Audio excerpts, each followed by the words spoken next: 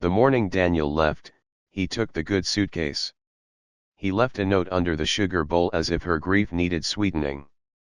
"I can't do this anymore," it said. "You'll be fine. You're stronger than you think." Myra read it twice. Then she folded it into a square, small enough to fit in her fist. And she went to wake the children for school. Because that was the only thing she knew how to do next. She was 34. Nor was 7, missing her 2 front teeth. Sammy was 4, still afraid of the vacuum cleaner. The apartment above the tailor's shop had 3 rooms. And a landlord who liked to remind her, twice a month, that the rent was due on the 1st. Not the 3rd. Not the 5th. The 1st. As if she were a woman who required moral instruction. For the first year, survival ate every hour. Myra cleaned 3 houses on the east side of town. Then came home and cleaned her own. Then sat at the kitchen table with a stack of mending, because the tailor downstairs old Hovzep let her take in hems and buttons for extra money. Her hands cracked in winter. She stopped noticing the ache in her lower back. It had become simply part of her body. Like her elbows. Like her voice. Her mother-in-law, Yeva, visited on Sundays. Not to help. To observe. The way one observes a wound to see if it's healing correctly, or turning septic. A woman alone with 2 children, Yeva would say, shaking her head at the dishes in the sink, at the 2 thin arms of the children, at Myra's unwashed hair. "This is not a life. You should have held onto him better." "He left," Myra said once. Quietly. "Men do not leave good wives," Yeva said. And that was the end of it. Because there was no arguing with a woman who had decided, long before this conversation began, exactly whose fault everything was. Myra's own mother had died years earlier. Her father, remarried and living 2 towns over, sent money sometimes. Never much. Always with a lecture about the importance of finding a new husband quickly, before she lost her looks. Her brother offered, once, to let her move into his spare room. But his wife made it clear, through 1,000 small unkindnesses, that the offer had never really been made in good faith. So Myra stayed where she was. In the 3 rooms above the tailor's shop. And built a life out of the only materials she had, her own 2 hands, and a stubbornness she hadn't known she possessed until it was tested. There is a particular kind of oppression that doesn't announce itself with violence. It doesn't leave bruises anyone can see. It is the accumulation of small refusals. The bank teller who insists she needs her husband's signature for an account that has no husband attached to it anymore. The school administrator who addresses every letter to Mr. and Mrs., though there has been no Mr. for 2 years. The neighbor women who stop inviting her to their gatherings, because a woman without a husband is a complication at a dinner party. An unspoken question no one wants to answer. Myra learned to make herself small in rooms where she was unwelcome. To anticipate the slight before it landed. To say thank you to people who had just insulted her because saying otherwise cost more than she could afford. She told herself this was temporary. She told herself this every night, for 4 years.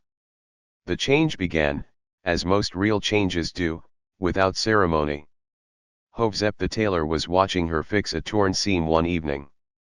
Fast. Precise. Better than his apprentices. "You could do this properly, you know," he said. "Not just mending. Making." "I don't have time to dream, Hovzep." "I'm not talking about dreams. I'm talking about Tuesdays. You come in on Tuesdays, when the children are at school, and I teach you the machine. Real work. Real money." She almost said no. She had said no to so many things, that saying no had become a kind of reflex. A way of making herself smaller before anyone else could do it for her. But something in her, some small, stubborn ember that 4 years of scraping by hadn't managed to put out, made her say, instead, "Tuesdays." It was slow. It was always going to be slow. She learned the machine on Tuesdays, and practiced at night after the children slept, sacrificing sleep she couldn't spare, for skill she couldn't yet sell. Hovzep was patient, in the particular way of old men who've run out of things to prove, and decided instead to be useful. Within a year, she was doing alterations herself, taking a cut of the fee. Within 2, Hovzep, whose eyes were failing, whose hands had begun to shake, quietly began sending his difficult clients to her.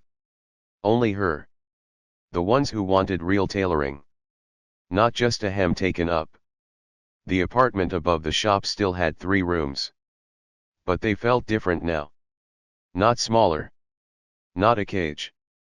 Just rooms. The ordinary rooms of an ordinary life, one she was building herself. Board by board. Yeva still visited on Sundays. Still found things to disapprove of. But Myra noticed, with something like wonder, that the visits had stopped being able to touch her the way they once had. "You work too much," Yeva said one Sunday, watching Myra sketch a pattern at the kitchen table. "A woman your age.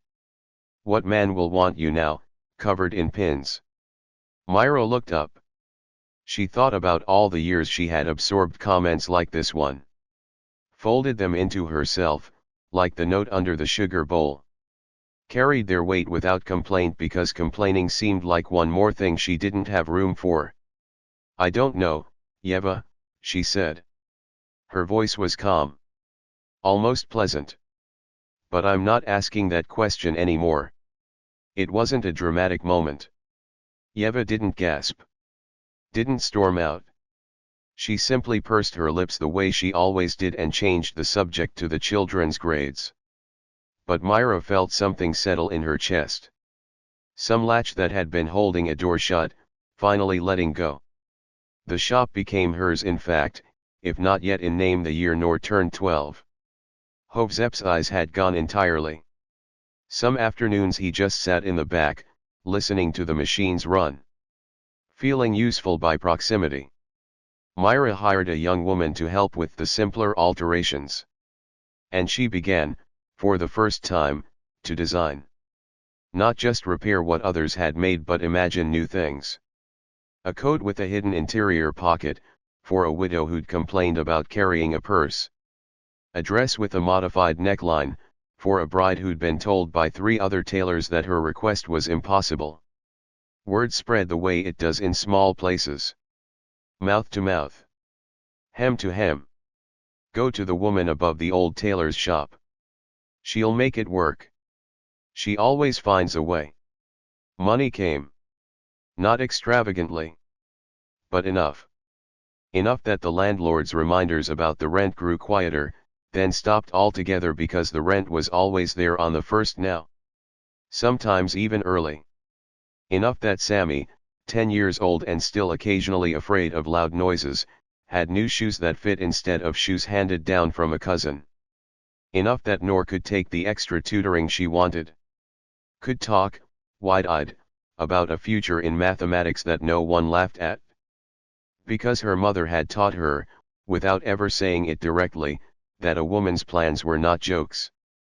There is no single moment when a life stops being a cage, and becomes, instead, simply a life. Freedom, for Myra, did not arrive like a door thrown open. It arrived the way spring arrives in cold places. So gradually, you cannot name the day the frost stopped. You only notice, one afternoon, that you haven't felt the cold in some time. That your shoulders have dropped, from where they'd been hunched for years. That you are standing in a patch of sun without having decided to stand there. Just because it was warm. And because you could. 5 years after Daniel left, Myra renamed the shop.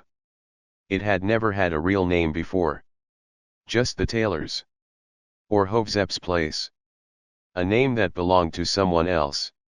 She had a small sign made hand-painted by a boy from the neighborhood who was good with letters, and hung it above the door on a Saturday morning. Nor held the ladder. Sammy held, with great seriousness, a small toolbox he was too young to actually use. The sign said simply, "Myra's." That evening, after the children were asleep, she sat at her kitchen table. The same table. The same 3 rooms. But nothing about them felt small anymore. She took out the note Daniel had left, the one she'd never quite been able to throw away, folded into its tight, small square. She unfolded it. "Read it one more time, by lamplight. You're stronger than you think." He had meant it, probably, as an excuse. A way of telling himself that leaving wasn't abandonment, but a kind of faith in her. She had hated him for it, for years. For the arrogance of assuming she'd needed his permission to become strong. For handing her a compliment shaped like a door slamming shut. But looking at it now in a kitchen that was fully hers, above a shop with her name on the sign, with 2 children asleep who had never once, in the hardest years, doubted that their mother would find a way, she found she no longer needed to hate him for it. The sentence was true. It had simply taken her leaving him behind, in every sense but the calendar, to prove it to herself. She folded the note once more. Smaller this time. And for the first time, let it go into the small fire in the stove, where it caught, curled, and turned finally, quietly, to ash. End.